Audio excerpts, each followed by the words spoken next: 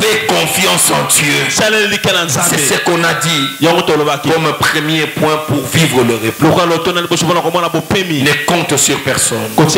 Même pas pour toi-même. Ne compte pas sur toi-même. Compte sur l'Éternel. C'est de faire la même chose que tu faisais l'année passée. Mes amis, c'est une folie de faire la même chose et espérer à des résultats différents.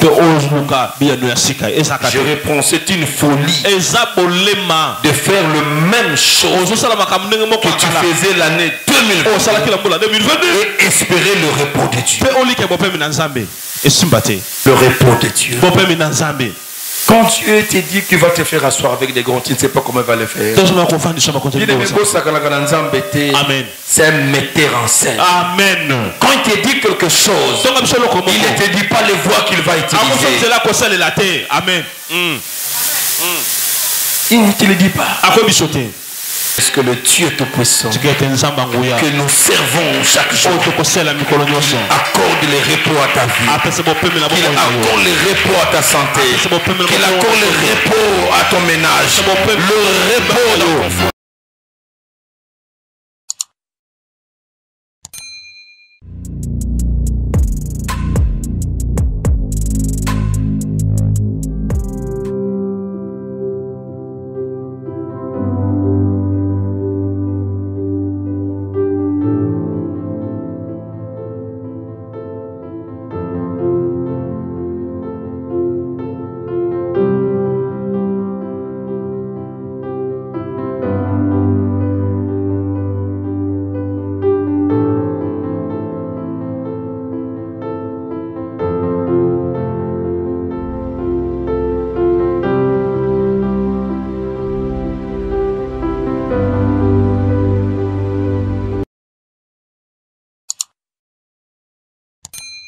Prenons la parole du Seigneur. Et comme vous le savez, nous parlons depuis le 1er janvier. Il y a le 1er janvier. Nous sommes en train de parler sur le repos de Dieu. Nous parlons du repos parce que c'est une vision pour Dieu en faveur de son Église, en faveur de chacun de nous à partir de cette année.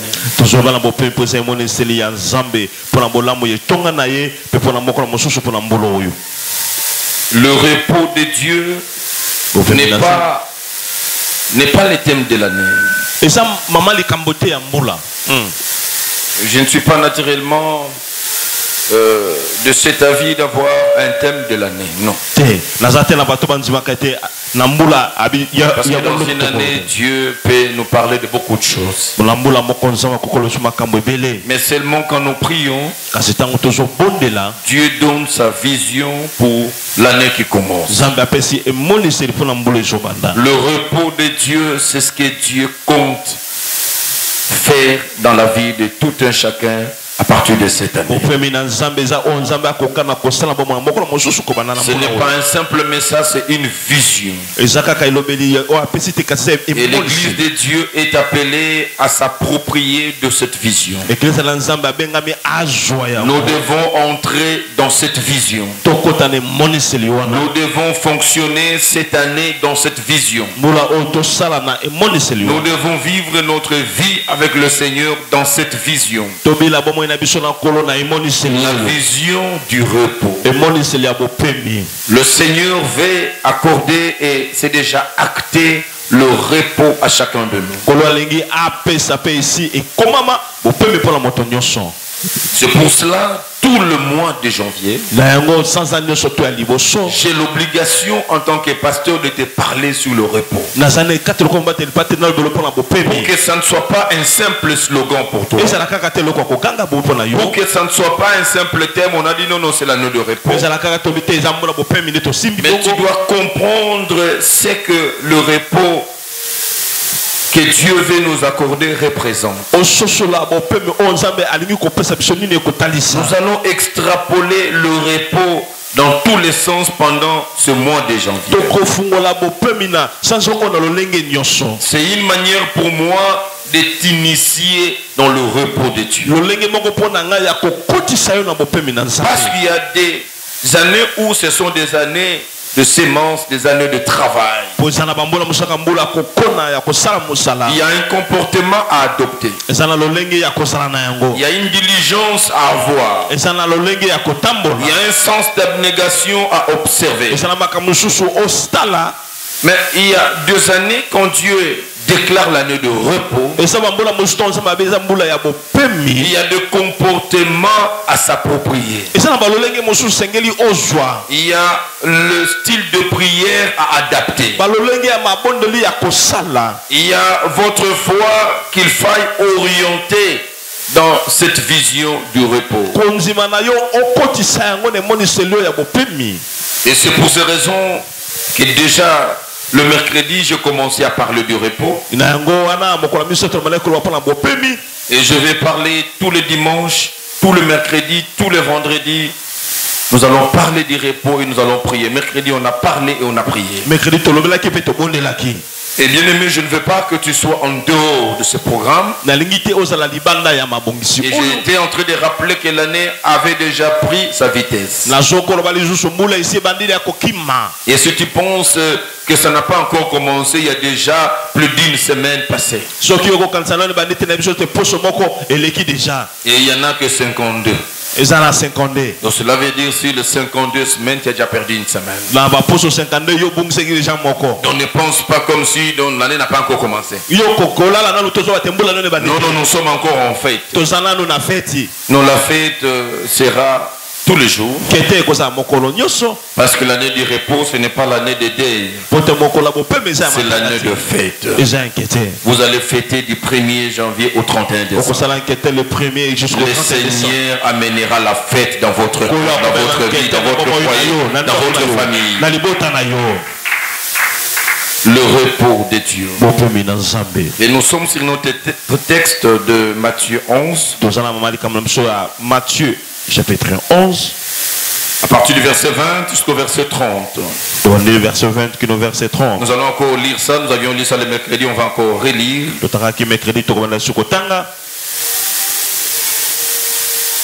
Matthieu chapitre 11. Matthieu chapitre 11. Le verset 20 au verset 30. La verset 20 qui nous le verset 30.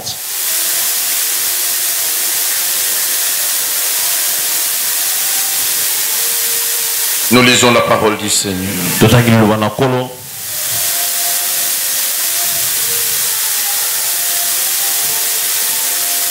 Alors il s'est mis à faire des reproches aux villes dans lesquelles avaient eu lieu la plupart de ces miracles.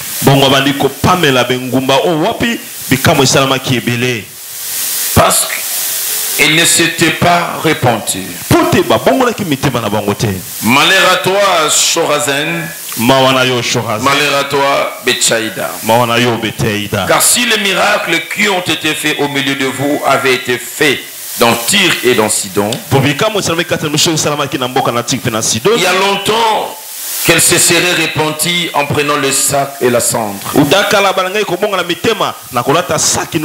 C'est pourquoi je vous l'ai dit, au jour du jugement, Tyr et Sidon seront traités moins rigoureusement que nous. Et toi, Capernaum, seras-tu élevé jusqu'au ciel? Non. Tu seras abaissé jusqu'au séjour de mort. Car si les miracles qui ont été faits au milieu de toi avaient été faits dans Sodome, elles subsisteraient encore aujourd'hui. C'est pourquoi je vous le dis, au jour du jugement, les pays de Sodome sera traité moins rigoureusement que toi.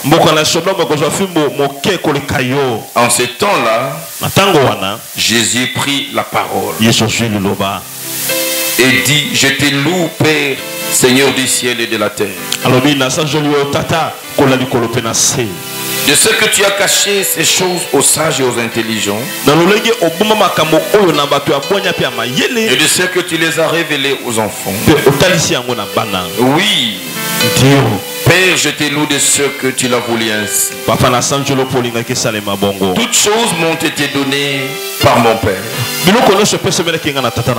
Et personne ne connaît le Fils si ce n'est le Père. Personne non plus ne le connaît, le Père, si ce n'est le Fils, et à celui à qui le Fils veut le révéler.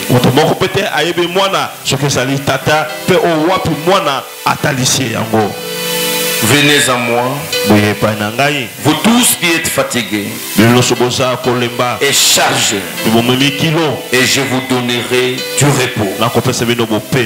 Prenez mon joug sur vous et recevez mes instructions, car je suis doux et humble de cœur, et vous trouverez du repos pour vos âmes, car mon joug est doux et mon fardeau est léger. Nous acclamons la parole du Seigneur. Nous l'avions dit le mercredi. Nous avions essayé d'expliquer le contexte dans lequel le Seigneur est arrivé à demander qu'on amène auprès de ses pieds tous nos fardeaux afin d'avoir le repos. Nous avions dit le Seigneur a commencé par reprocher les villes dans lesquelles il est passé, il a fait des miracles. Les malades étaient guéris, les paralytiques ont marché. Les morts ressuscités, les aveugles ont retrouvé la vie. Et dans toutes ces villes où il a fait des miracles,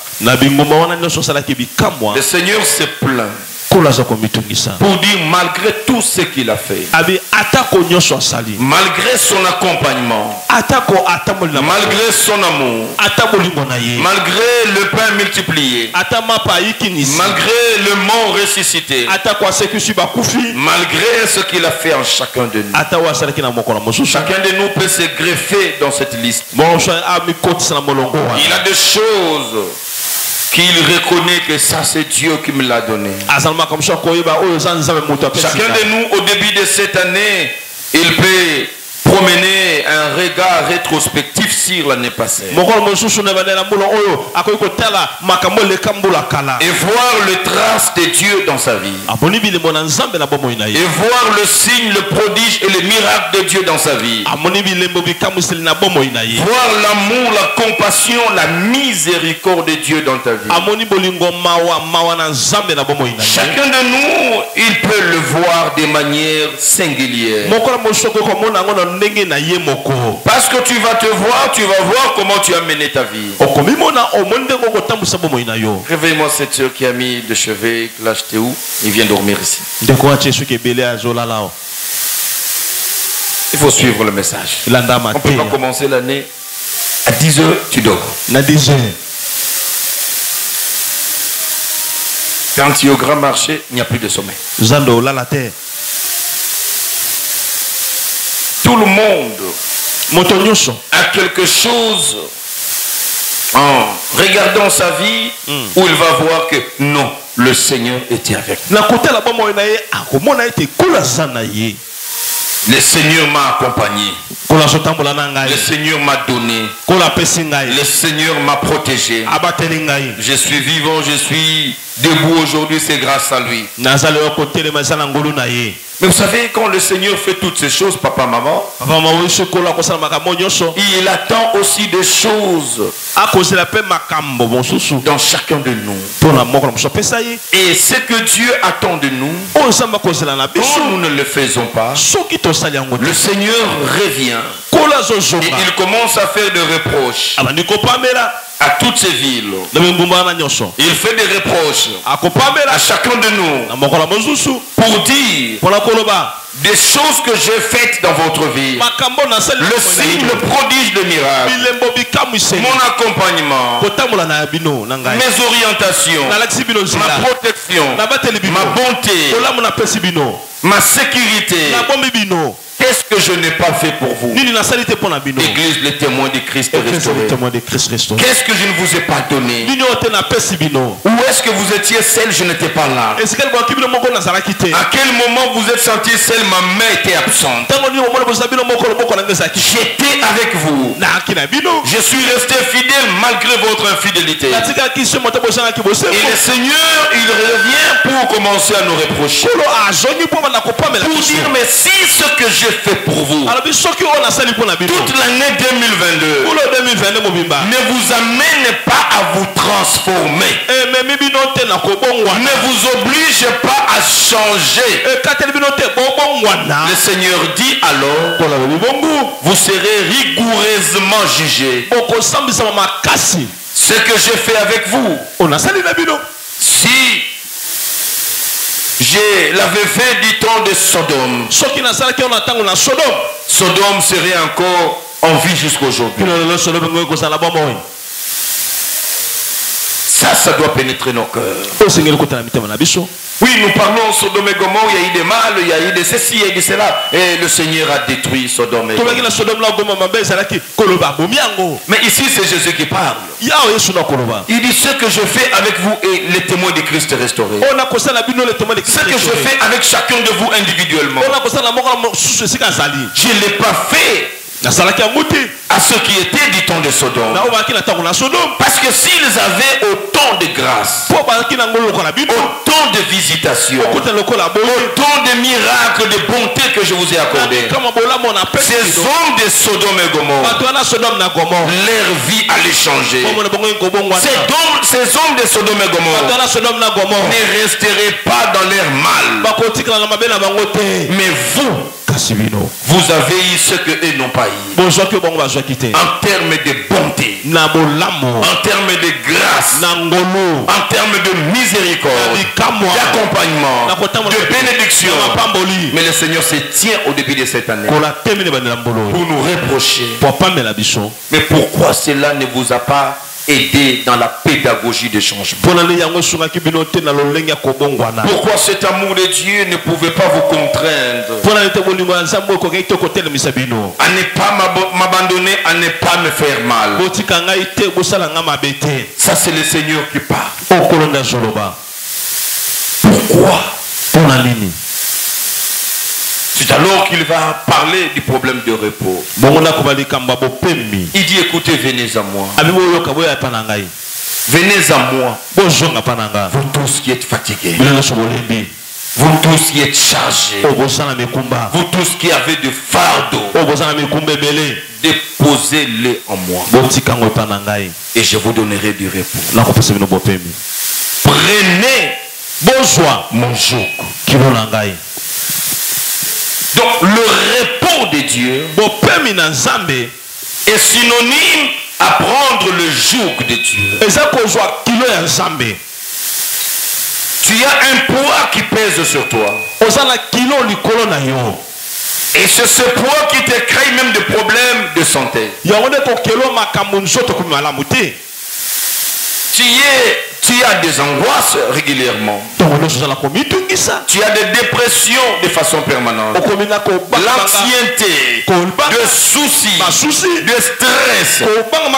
Parce que tu as sur toi le poids. Le poids de ta femme. Le poids de tes enfants. Le poids de tes frères, de tes sœurs. Le poids de ton fiancé. Le poids de ton mari. Chaque matin, tu sens le même fardeau te réveiller. Mon travail, mon commerce, mon ministère, mes enfants, qui va le garder? Qui va le sécuriser? Je paierai comment le minerval? Je vais finir le mois comment? Comment nouer les débouts de moi? Je n'ai pas d'argent. Ce sont des fardeaux. de chaque jour. Des fardeaux qui pèsent sur nous. Des fardeaux que nous portons. Et chaque jour nous nous réveillons avec le même fardeau. Il faut sortir. Il faut aller chercher. Il faut aller au travail. Il faut aller aux affaires. Non, il faut même se balader simplement. Il faut aller chercher, même commander, il faut y aller. C'est tout ça qui caractérise nos vies. Et bien aimé, que ce soit les travaux pour ceux qui travaillent, que ce soit les affaires pour ceux qui font les affaires, que ce soit les études, le ministère, je ne sais pas, tout ce que nous faisons dans la vie nous amène toujours des ennuis, des stress, des pressions, des dépressions. Et c'est la vie de chaque jour. Et aujourd'hui, il est confirmé scientifiquement que la plupart des maladies trouvent leur source et même leur force dans cet état de choses, de stress, de dépression, de stress. Ce sont là nos fardeaux. Le Seigneur veut nous décharger de ces fardeaux. Le repos dont il est question cette année et le reste des années, c'est un détail que j'ai donné depuis au réveillon. Le repos ne constitue pas une année. Parce que quand tu es dans le repos, il ne va plus vous ramener à la case du départ où vous étiez esclave. Le repos, c'est une année qui s'ouvre pour une longue saison. Et je déclare pour cette église, le repos dans lequel nous entrons, ce repos nous amènera jusqu'à la fin de notre pèlerinage. Oh, j'ai parlé à quelqu'un. Tu entreras dans ton repos pour ne plus revenir à la case du départ. Mes amis, le repos, c'est prendre l'ascenseur, c'est prendre les escaliers et monter. Et celui qui va te soutenir en haut ne va plus te ramener en bas. C'est ça l'année de repos. Le repos de Dieu. Et le Seigneur dit pour cette année, vous vous êtes démêlés toute l'année 2022. Tout le monde était en mouvement. Tout le monde était agité. Quand vous allez à l'hôpital, même pour un problème sanitaire réel, le médecin et l'hôpital ne vous ajoutent que des stress. Ils sont dans les à peu près. Et quand ils sont dans les à peu près, et ce qui nous communique, c'est l'incertitude, c'est la peur, c'est le stress, c'est la dépression. Et quand le Seigneur veut le repos pour nous, il veut que dans ton esprit, dans ta façon de voir les choses, et même dans ta manière de prier, cette année 2023, tu dois faire les choses autrement. Cela m'a ramené à la vision que Dieu m'a donnée quand il m'a appelé. Et Dieu m'a montré, je l'ai déjà dit à plusieurs reprises ici, un monde où les gens étaient en ébullition. Le monde était en agitation. Je n'ai vu personne debout, mais je voyais tout le monde marcher. Et tout le monde avait l'air d'être pressé. Et en posant la question, et la réponse était que tout le monde était dans le qui cherche. Tout le monde avait des fardeaux. Et il fallait marcher. Il fallait sortir. Il fallait les biceps. Il fallait faire des efforts pour survivre. Salon que Dieu, il m'a demandé de commencer à le faire. À me mettre debout pour dire à tout ce monde d'entrer dans la maison de Dieu. D'entrer dans la maison de Dieu. Et il y a de ceux qui acceptaient. Ils entraient. Et d'autres disaient, ah, non, moi je dois passer. Il y a d'autres qui passaient. Et ceux qui entraient, je les ai vus remplir la maison de Dieu. remplir l'église. Et la première chose que je retenais dans cette vision, je leur ai demandé de s'asseoir. Je leur ai demandé de se reposer. Parce qu'on ne peut jamais se reposer quand on est debout. Le premier signe de repos, c'est quand quelqu'un commence à s'asseoir. Et ceux qui étaient assis, alors que Dieu va me montrer à l'extérieur de l'église toutes les choses qu'ils étaient en train de chercher. J'ai vu des maisons, j'ai vu des véhicules de grande richesse qui étaient dehors pour eux parce qu'ils étaient assis. Ça, c'est la vision que Dieu m'a donnée pour commencer les ministères. C'est de faire asseoir. Et quand nous entrons dans l'année de repos, c'est l'année où vous devez vous asseoir. Ce n'est pas l'année où vous serez debout, vous serez en train de marcher, vous serez en train de transpirer. Ceux qui étaient assis, ils ont témoigné quelque chose. C'était le premier élément que nous avions vu le mercredi. Pour vivre le repos de Dieu, je parlais de faire confiance en Dieu. Et le fait de faire confiance en Dieu vous poussera à vous asseoir. Bien aimé, quand vous êtes debout, Dieu ne se lèvera pas. C'est quand vous allez vous asseoir que Dieu peut se lever. Écoutez, le repos de Dieu, c'est d'abord un état d'esprit. Le repos de Dieu, je veux bien que ces choses entrent, pénètrent vos vies, vos cœurs, vos cerveaux et demain. C'est la compréhension des enseignements que je vous donne. C'est le mois de janvier. C'est sa compréhension qui vous permettra de vivre cette année et les autres le repos réel de Dieu. Les conflits sur le repos de Dieu, c'est dans notre état d'esprit. Bien aimé, nous devons quitter l'ordinaire. Nous devons quitter ce que nous faisons régulièrement. Nous devons être renouvelés dans notre esprit pour expérimenter le repos de Dieu. Le Seigneur demande que nous puissions lui amener nos fardeaux. Venez à moi, pour tout ce qui est chargé et fatigué. Déposez vos fardeaux. Je vous donnerai du repos. Il dit prenez mon joug. Prenez ce qui est à moi.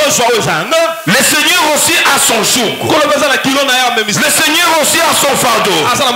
Le repos de Dieu, c'est de déposer à l'Éternel nos fardeaux et prendre le fardeau de Dieu. Mais le Seigneur parle. Il dit mon fardeau, mon joug. Le joug, c'est ce qui pesait sur les épaules. Et qu'est-ce qui a pesé aux épaules de Jésus? C'est la croix qu'il a portée. Quand il arrive, il porte la croix. Bien aimé, il a tout accompli pour nous à la croix. Bien aimé, ça constitue son joug et son fardeau. La charge que Jésus avait, c'est de venir libérer l'homme. C'est de venir délivrer l'homme. C'est de venir sauver l'homme. Et lui donner la possibilité d'entrer dans ce qui était interdit. La facilité d'accéder à ce qui était difficile. Il était difficile à l'homme de voir Dieu, d'entrer dans la présence de Dieu, d'accéder aux choses spirituelles, aux choses meilleures. Et à la croix, la Bible dit, le voile du temple se déchira. Le Seigneur a déchiré le voile pour nous donner la facilité. Il dit, entrez dans mon repos. Ce qui était difficile ne le sera plus. Ce qui était impossible impossible ne restera plus impossible. Parce que je l'ai accompli. Mais écoutez, ce que j'ai accompli, vous ne savez pas entrer dans ça. Vous me laissez ça comme un chou. Vous me laissez ça comme un fardeau. Jésus a le fardeau de la santé sur lui. Lui n'est pas malade. Il a la richesse sur lui. Il n'a pas la pauvreté. Il a le mariage sur lui. Il n'en a pas besoin. Tout ce que toi tu cherches constitue les jougs pour Jésus. Constitue les fardeaux pour Jésus. Tu dis prenez mon fardeau. Libérez-moi de ces jougs. Mais mon joug, il est léger. Il ne va pas vous déranger. Mon joug, c'est la santé que tu cherches. C'est la vie que tu cherches. C'est la bénédiction que tu cherches. C'est le mariage, la maternité. Tout ce que vous voulez. Moi, Jésus, j'en ai sur moi. Venez décharger vos problèmes. Prenez mon joug. Prenez mon joug. Prenez mon fardeau. Mon fardeau est doux. Comment quelqu'un peut dire que son fardeau est doux? Il dit d'abord c'est un fardeau. Mais c'est un fardeau doux. Ça paraît contradictoire. C'est là que je cherche à l'Esprit de Dieu d'ouvrir mon intelligence. Comment le fardeau peut être léger? C'est contradictoire. Les fardeaux déjà constitue quelque chose qui pèse. Mais le Seigneur dit il est doux. Il est léger. Oui, j'ai compris ça. Bien-aimé, le sac de ciment pèse combien? 50 kilos? 50 kilos. Il est lourd. S'il faut le porter, parce qu'il est lourd, et il n'est pas intéressant. Tout le monde va dire, écoutez, j'ai un problème de dos. Le médecin m'a interdit de porter tout ce qui pèse. Tout le monde va dire que non, scientifiquement, il est interdit de porter tout ce qui dépasse 35 kilos. Pourquoi? C'est un fardeau, mais qui est lourd. Un fardeau, mais qui est lourd. Mais bien aimé, si on vous donne une caissette pesant le même kilo, mais rempli de devises, et la personne qui vous le donne, il veut partir, et tu es dans un milieu où si tu traînes, l'insécurité va venir. Tu te rendras compte que 50 kilos a toujours été léger. Tu vas porter ça ce jour-là. Tu vas oublier que tu as mal au dos. Le fardeau là devient léger, devient doux. Maintenant ça peut aider.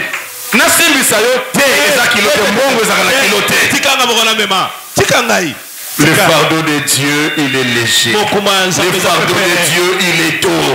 Parce qu'à l'intérieur, c'est tout ce que ton cœur désire. C'est tout ce que tu cherches. L'argent y est, la santé y est, l'influence y est, la promotion y est, la bénédiction y est, la sécurité y est. Bien aimé, il y a un paquet qui est lourd, mais ça ne va pas te peser. Le Seigneur dit, prends ça, ça ne va pas te peser. Donne-moi ce qui te donne de l'insomnie. Est-ce qu'on peut acclamer pour le Seigneur?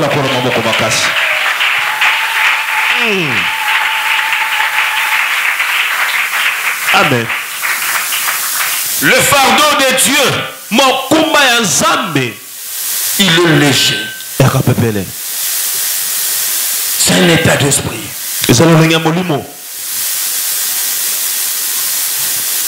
Aujourd'hui, le monde, c'est le monde d'anxiété. Sans cela, vous verrez, il y a toujours des phénomènes. Covid-19. Quand vous voyez, vous faites des recherches pour comprendre le Covid-19, vous sortez de vos recherches avec des stress. Vous sortez avec de peur. Vous commencez à soupçonner tout le monde qui vous approche. C'est ça le monde d'aujourd'hui. Quand vous lisez, on vous dit c'est quoi le cancer, c'est quoi cette pathologie. Ça ne donne que de stress. Et le médecin va te dire que ce n'est pas évident. C'est ça le monde. Mais le Seigneur dit de poser sur moi. Tu auras des stress chaque jour. Mes enfants, mes filles commencent à grandir. Comment je dois les sécuriser? Comment les protéger de tout ce qui se passe dans le monde? Tu auras des soucis de chaque jour.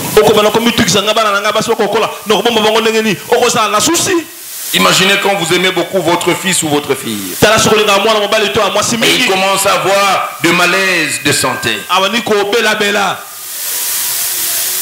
Vous verrez que vous aurez beaucoup de malaise, beaucoup de soucis, beaucoup de stress. Parce que vous êtes en train de suivre à la minute. Nous, il a fait la fièvre. Nous, on commence à transpirer. Ça vous met mal à l'aise. Qu'est-ce qui vous met mal à l'aise? C'est parce que vous prenez le fardeau de cet enfant. Vous le mettez sur vous. Mais si vous apprenez à recommander vos enfants entre les mains du Seigneur, dire Seigneur, partout où ces enfants passent, à l'école, là où ils jouent, je ne suis pas avec eux. On peut les détruire à la minute. Parce que si tu te mets dans ce monde où on est en train d'ensorceler, détruire les enfants dans des écoles, tu ne vas pas laisser ton enfant à l'école. Tu seras là, il entre, tu es à la porte, il sort, tu le prends, tu l'amènes. C'est la vie de stress, c'est la vie de dépression. Mais se décharger, c'est dire Seigneur, je prends mon enfant, je prends mes enfants, je les remets entre tes saintes. Là où moi je ne suis pas là, toi tu es là. Même là où moi je suis là, je dors, et toi tu ne dors pas. Seigneur, la vie de mes enfants, c'est entre tes mains. Bien-aimé, tu seras à l'aise et cet enfant sera à l'aise. Mais quand tu portes le fardeau, c'est à tout moment, tu as touché, demain on y va à l'hôpital. Tu as gratté, il y a un bouton au continu. Et c'est la vie de manque de repos. Pour entrer dans le repos, il faut recommander votre vie, tout ce qui est à vous, vos soucis, déposez-les entre les mains du Seigneur. Laissez tout entre les mains du Seigneur. Cette année étant l'année de repos, ce n'est pas l'année des efforts. Ce n'est pas l'année des efforts. C'est une année où vous êtes appelés à ne pas avoir peur. C'est comme cela que pour ceux qui ont compté, ils ont dit, c'est écrit 365 fois dans la Bible, ne crains rien. Cela veut dire pour chaque jour, il y a une parole que Dieu te dira toujours, ne crains rien. Cette année, mes amis, ne craignez rien.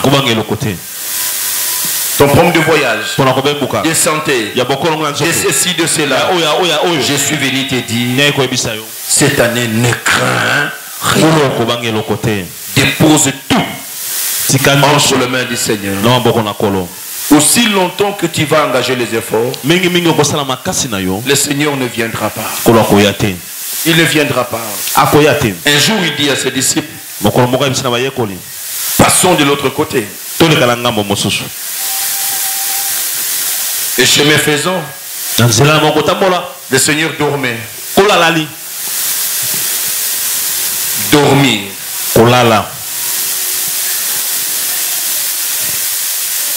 C'est l'image du repos. Quand on vous dit reposez-vous, on vous dit dormez. Quand on dit dormez, qui représente le repos, cela veut dire il faut fermer les yeux pour ne plus voir ce qui peut vous tétaniser. Le Seigneur dort. Les tempêtes sont venues. Le vent a soufflé. La barque prêt à se noyer. Celui qui dormait, il dormait tranquillement. Et ceux qui ont refusé de dormir, ce sont ceux-là qui n'avaient pas de paix. Ils n'avaient pas de repos. Ils commençaient à s'agiter. Quand on n'est pas dans le repos, on donne ses efforts, on donne ses biceps. Et ils ont commencé à donner de leurs biceps pour lutter avec le vent, pour lutter avec l'eau. Et lui, il dormait. Cela veut dire la tempête ne l'a pas réveillé. Le vent ne l'a pas réveillé. S'il s'est réveillé, c'est à cause des disciples qui ont crié pour aller le réveiller. Celui qui est dans le repos, quoi qu'il en soit, quoi qu'il arrive, à Kinshasa ou au Congo, ça peut déranger tout le monde. Mais celui qui est dans le repos ne verra jamais la tempête le bousculer. Le vent ne le bouscule pas. Amen. Le vent n'a pas pu le sortir de son repos. La tempête n'a pas pu le sortir de son repos. C'est le cri de sien. Et quand il s'est réveillé, il a dit un mot. Tais-toi. Le vent se calme. C'est ça l'année de repos. Tu ne feras pas beaucoup d'efforts. Tu ne tiendras pas à cause de tes gênes et tes longues prières. Le Seigneur t'a prédisposé à un repos. Tu dois te reposer cette année. Tu déclareras seulement une parole. Et les choses vont arriver. Tu parleras seulement une parole la nuit. Et tous les sorciers vont vider ton environnement. Rien ne va perturber ton sommeil cette année. Aucun sataniste, aucun sorcier. Dieu a fait la nuit pour que vous puissiez vous reposer. Parce que c'est l'année de repos. Je déclare aucun cauchemar, aucune sorcellerie, aucun occultisme ne pourra perturber vos sommeils cette année. Le Seigneur vous donnera du repos et entrez dans le repos de l'Éternel. Le repos, c'est un état d'esprit. Prends sur toi tout ce qu'il a accompli. Change ta façon de prier. Ne prie pas comme si tu étais en train d'aller arracher, chercher ça. Non. Ça pèse sur Jésus, il n'en a pas besoin. Il a tout accompli pour toi. Entre dans ça. Le Seigneur nous appelle dans son repos. Quand vous lisez Hébreux 4, il nous appelle dans son repos. Il nous dit de travailler pour entrer dans le repos. Travaille ta foi, travaille ton esprit pour entrer dans le repos. Ce que je t'interdis, c'est de faire la même chose que tu faisais l'année passée. Mes amis, c'est une folie de faire la même chose et espérer à des résultats différents. Je réponds, c'est une folie de faire la même chose que tu faisais l'année 2020 et espérer le repos de Dieu. Ton esprit doit être transformé de ce mois de janvier. Qu'est-ce que je dois faire et qu'est-ce que je ne dois pas faire? L'année de repos, l'échec n'est pas une option pour vous. Vous n'échouerez jamais. Je l'ai dit pour quelqu'un. Tu n'échoueras pas.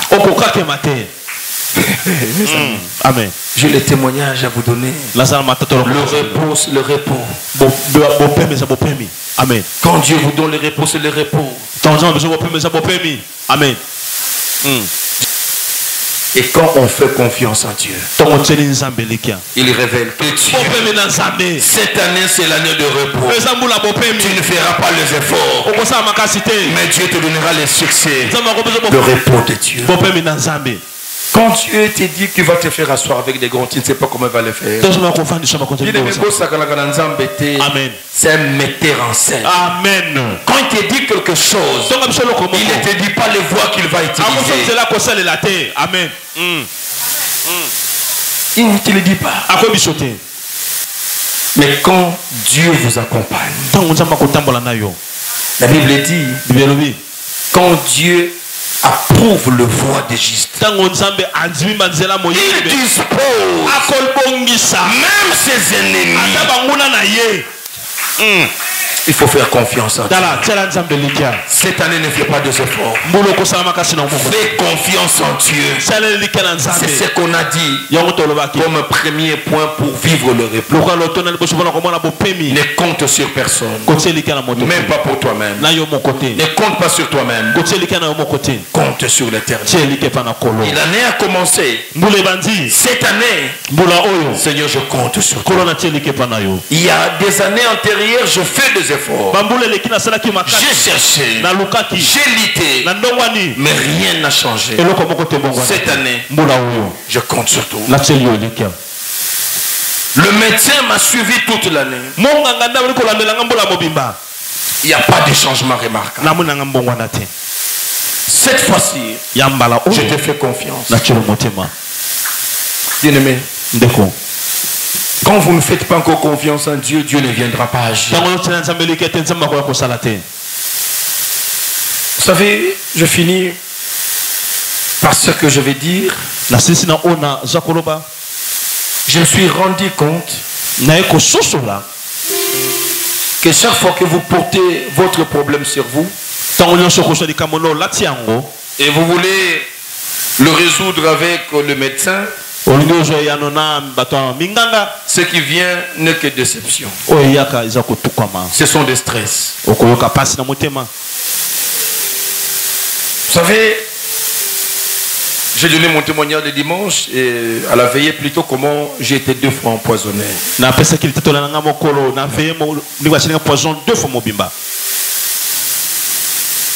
Et vous savez, quand je suis allé voir le médecin, on a fait des examens. On a fait des examens biologiques. Je ne sais pas, biochimie ou quoi. On a trouvé un problème sérieux causé par ces poisons au niveau de mon pancréas. J'ai fait le scanner. Le scanner a confirmé. Je revis le médecin. Je l'ai vu que il n'avait pas assez de solutions. Il était un peu limité. Il m'a prescrit ce qu'il m'a prescrit. Un antibiotique que j'ai pris. Je reviens, je fais le contrôle. La fonction hépatite manifestait toujours qu'il y a un problème. Il m'envoie dans un autre hôpital faire une contre-expertise.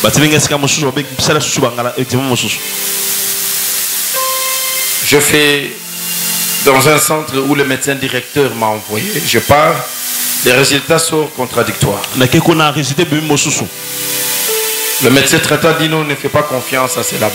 On m'envoie dans un autre labo. Je pars à Chigi qui confirme sa position.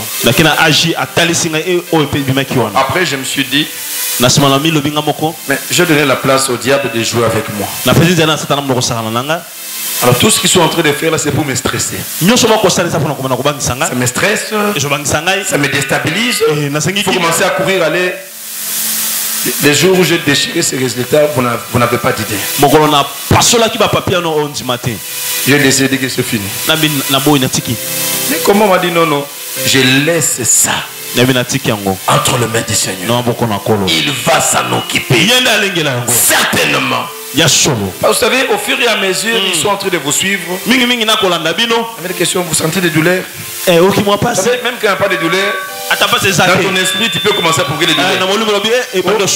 Oui, un peu, hein? C'est ça le manque du repos. On manque le repos. Mais on peut développer des douleurs. Parce que ton esprit est affecté. Et il y a un problème. Et c'est ce qui vient de ton esprit qui peut commencer à provoquer des douleurs. J'ai travaillé mon esprit. J'ai dit c'est fini. Pour cette histoire, c'est fini. J'entre dans le domaine spirituel pour ça. Je prie. Je dis à Dieu, toi qui as créé mon corps, tu connais chaque organe. Cet organe qui a été visité par les poisons, tu n'as qu'à prendre ce qui est détruit et tu vas me greffer un nouvel organe. J'ai fait cette prière et depuis ce jour-là, je n'ai pas revu le médecin. Depuis ce jour-là, j'ai senti la paix, le repos revenir et je suis en très bonne santé. Et cette année, le repos de Dieu, tu seras en bonne santé. Ne compte pas beaucoup sur le médecin. Il te donne des indications. Ils seront limités à un certain niveau. Amen. Est-ce que le Dieu Tout-Puissant que nous servons chaque jour accorde le repos à ta vie, qu'il accorde le repos à ta santé, qu'il accorde le repos à ton ménage, le repos.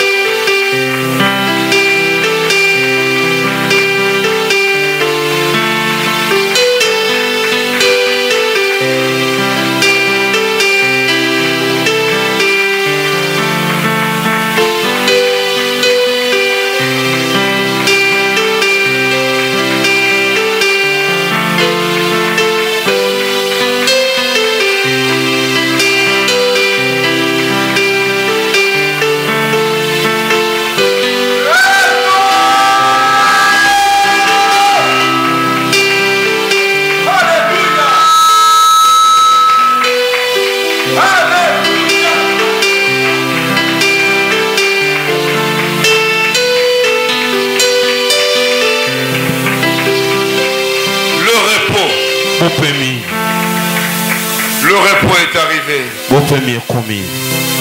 Le temps de repos est là. Entre dans ton repos.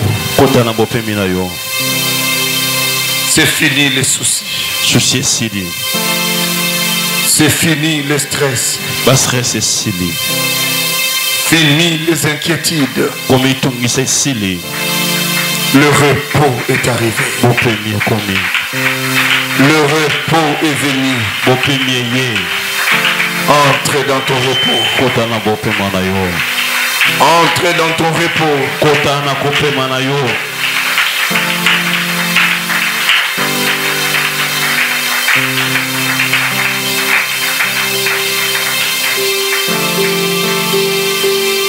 Le repos.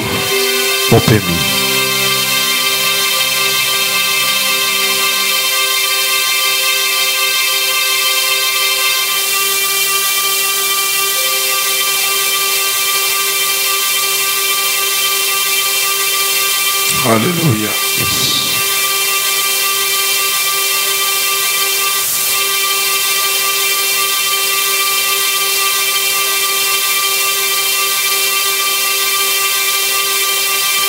Tu ne vas pas courir cette année.